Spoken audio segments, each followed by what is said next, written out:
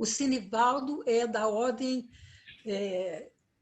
OFM, Ordem dos Frades Menores, franciscano, né? Ele possui doutorado em Teologia Sistemática pela Pontifícia Universitat Antonianum e pós-doutorado em Teologia Sistemática pela Pontifícia Universidade Católica do Rio Grande do Sul.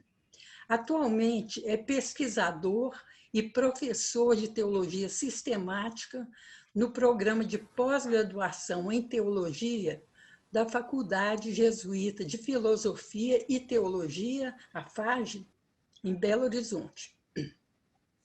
Ele também é membro do Conselho Editorial da revista Perspectiva Teológica, de Belo Horizonte, membro do Conselho Científico das revistas Eclesiástica Brasileira, de Petrópolis. Nossa, quem é essa tia?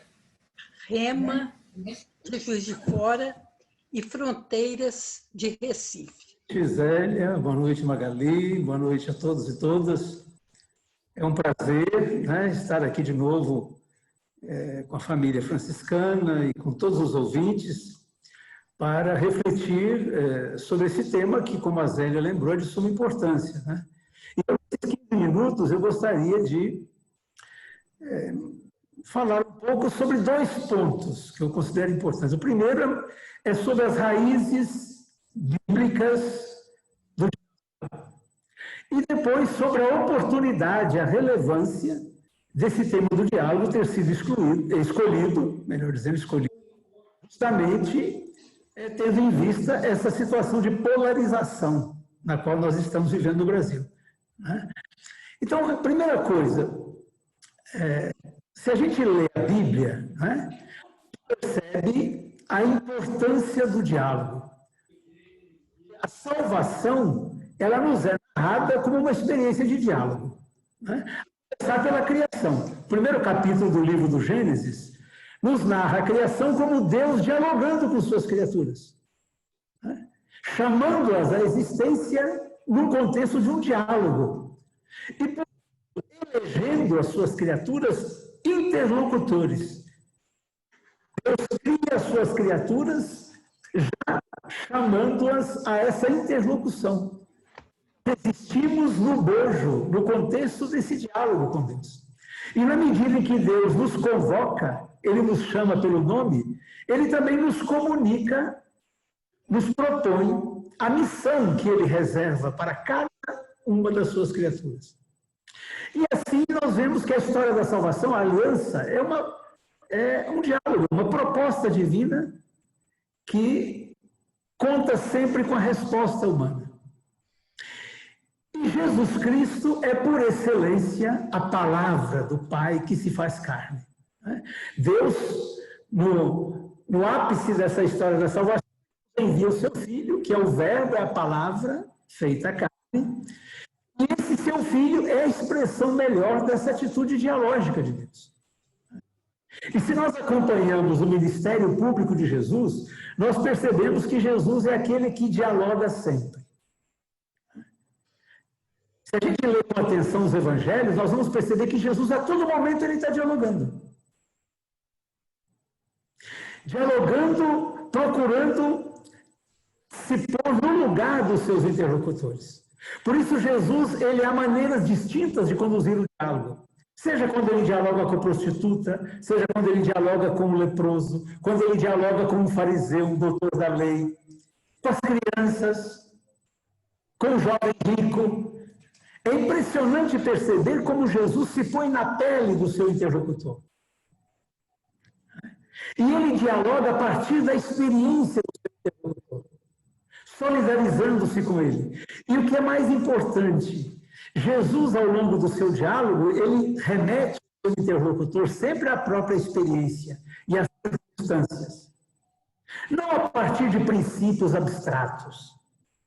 Não sempre envolvendo o seu interlocutor nessa trama da experiência cotidiana, dos acontecimentos, da própria experiência. E, nesse sentido, algo que sempre me impactou, e eu, hoje, a propósito dessa polêmica a qual a Zélia lembrou, eu tenho lembrado muito disso.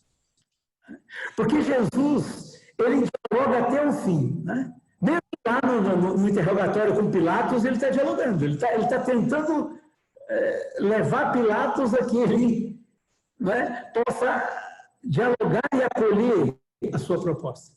Mas quando o cerco se fecha, quando os interlocutores de Jesus não querem mais dialogar com ele, Jesus se entrega, ele se rende. Ele não cai na tentação de impor a sua opinião, os seus valores. Não, ele se entrega.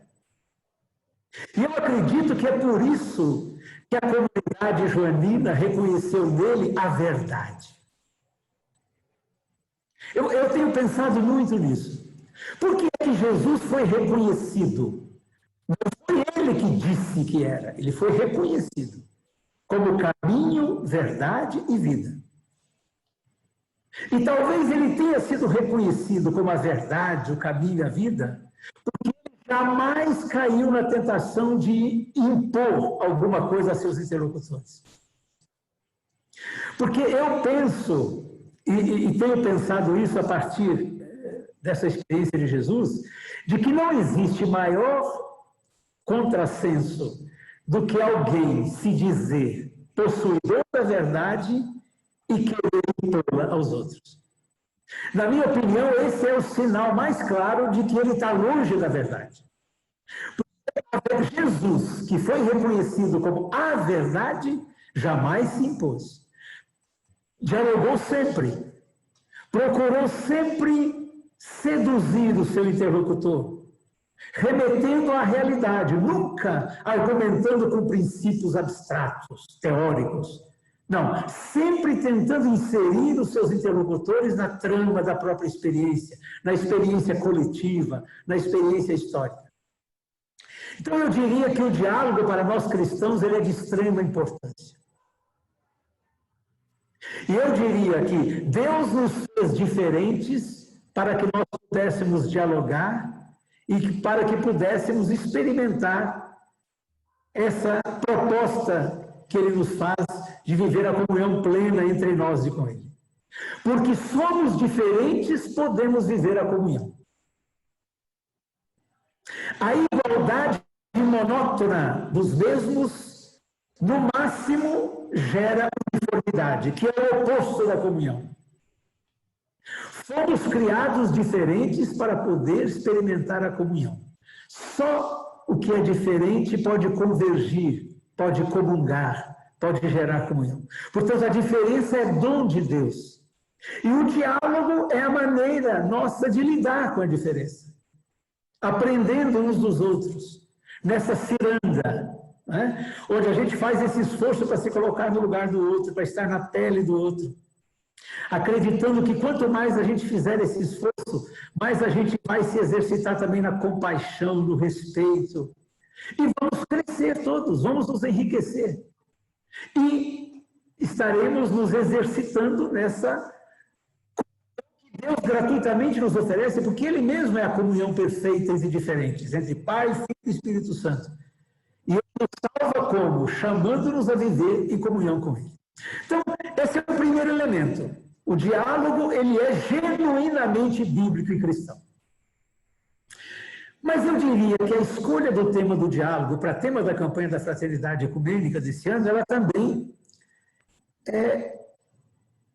nos remete à concreta situação na qual nós vivemos no Brasil, que é essa polarização excessiva. E, aliás, né, essa polarização ela também se manifestou até mesmo com relação aos textos, com relação ao tema, né, da campanha da fraternidade. Eu diria que aqui, para a gente entender bem, eu gostaria de fazer uma distinção, que para mim é importantíssima, entre diferença e desigualdade. Porque senão a gente pode cair numa visão romântica do diálogo. E o diálogo, para que ele seja sincero, para que ele seja honesto, ele precisa de estabelecer simetrias entre os interlocutores. E eu digo isso por quê? Porque nós vivemos num país tremendamente desigual. Nós somos vítimas de desigualdades estruturais. Desigualdades econômicas. Agora, com a pandemia, então, isso emergiu de uma forma que ninguém pode mais negar isso. Desigualdades sociais, desigualdades culturais, desigualdades raciais, desigualdades de gênero, e eu diria desigualdades religiosas. Quando um grupo de pessoas que se dizem catolicíssimos pretendem ser membros de uma única religião verdadeira e tratando outras igrejas como seitas, como grupelhos, essa também é uma desigualdade estrutural que nós somos chamados a superar. E nesse contexto, eu diria, o diálogo, numa situação de assimetrias, de desigualdades estruturais como estas, ele precisa deflagrar e desconstruir essas desigualdades para que ele possa se dar dessa maneira plena. E aqui eu queria trazer o exemplo de Jesus de novo. No quarto evangelho, o diálogo de Jesus com a samaritana. Eu acredito que ele é emblemático para que a gente possa entender a habilidade de Jesus e a sensibilidade para ele deflagrar, desconstruir essa assimetria. E só a partir de então há esse diálogo profundo com a samaritana. Vejam, eu não preciso ler o texto, todos nós conhecemos, né? Eu vou fazer menção assim, de maneira muito rápida, porque eu estou esgotando o meu tempo. Mas, por exemplo, Jesus é um varão judeu, um homem considerado profeta, portanto, um homem de bem. Então, aqui, e a samaritana é uma mulher samaritana, prostituta. Vejam a presença nessa narrativa de várias desigualdades, como aquelas que nós vivemos no Brasil. Desigualdade de gênero, desigualdade racial, desigualdade religiosa e provavelmente desigualdade econômica também, porque aquela mulher, né, a gente sabe depois que ela vivia com muita dificuldade. Vejam, nesse contexto, Jesus, com extrema sensibilidade e também habilidade, é ele quem toma a iniciativa de ir no poço naquele horário, onde varão judeu algum iria. Porque aquele horário era reservado justamente para que as pessoas que eram consideradas não pessoas de bem podiam sair em público até para satisfazer suas necessidades, como aquela de ir ao poço buscar água. Mas Jesus, ele que toma a iniciativa, ele vai lá no poço naquele horário. É ele quem toma a iniciativa de dirigir a palavra à samaritana. E de que forma Jesus se apresenta? Que gesto assume Jesus? Gesto esse que é capaz de ir deflagrando e ao mesmo tempo desconstruindo todas essas desigualdades para estabelecer a simetria nas relações. Ele se coloca, ele sendo varão judeu, profeta, ele se coloca na condição de quem necessita. Ele não se coloca naquela condição de superioridade que a cultura, a religião da época lhe dava. Não, ele se desfaz de tudo isso. Ele se coloca na condição de alguém sedento que está à beira do poço e não tem condições de atingir a água. E aí ele pede à samaritana, ele pede, dá-me de beber. E a partir daí, à medida que Jesus estabelece essa simetria, porque numa relação desequilibrada, de desigualdade, a simetria só acontece quando há uma inversão. Aquele que é considerado ou se julga superior, ele precisa se colocar na atitude de inferioridade, para que essa simetria possa ser equilibrada. E é o que faz Jesus. Ele era homem judeu, profeta, mas ele estava com sede e não tinha como alcançar água. Ele pede, ele necessita da mulher samaritana, prostituta, para satisfazer uma necessidade básica, primordial. E na medida em que Jesus cria as condições para que haja essa simetria no diálogo, aí sim, criadas essas condições de simetria, pode haver espaço para respeito e acolhida das diferenças. Aí ambos se revelam, tanto a mulher se revela, quanto Jesus também se revela à mulher. E a partir dessa situação de simetria, não há mais desigualdade, eles então se reconhecem diferentes, um se põe à escuta do outro, cada um revela a sua própria singularidade, e aí então há a experiência do encontro, onde ambos crescem. Ela se torna discípula de Jesus, mas não dependente de Jesus, porque Jesus diz, olha, você fica aqui no seu povoado e seja apóstola minha aqui, na sua realidade, no seu contexto. E a narrativa termina dizendo que a samaritana, de fato, volta para o seu povoado, mas volta discípula de Jesus. E Jesus, sem dúvida, também é alguém enriquecido pela experiência dessa sua discípula. Portanto, minhas irmãs, meus irmãos, né, eu concluo, porque acredito que meu tempo esteja se esgotando, mas para lembrar que nós temos em Jesus esse modelo do diálogo. E que nós só seremos discípulos e discípulas desse homem se nós também fizermos do diálogo não apenas um recurso didático, não apenas um recurso ao qual a gente recorre para solucionar conflitos, não momentos esporádicos, mas o diálogo como uma predisposição, uma atitude de fundo, capaz de permear todo o conjunto das nossas relações. Assim como o Papa Francisco vem insistindo na cultura do encontro e do diálogo, eu acredito que o diálogo precisa se tornar uma cultura entre nós. E cultura tem a ver com cultivo, com cuidado, com algo que é habitual, algo que está na raiz de tudo aquilo que a gente faz, de tudo aquilo que a gente é.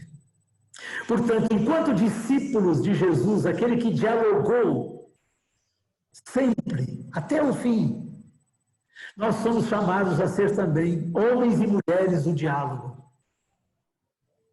Homens e mulheres capazes de fazer do diálogo essa predisposição fundamental. E, quem sabe, se nós de fato formos tenazes, perseverantes nesse exercício do diálogo, nós não estaremos oferecendo talvez a melhor contribuição que nós cristãos possamos oferecer ao Brasil na situação atual na qual nós nos encontramos. Então, muito obrigado. Eu passo...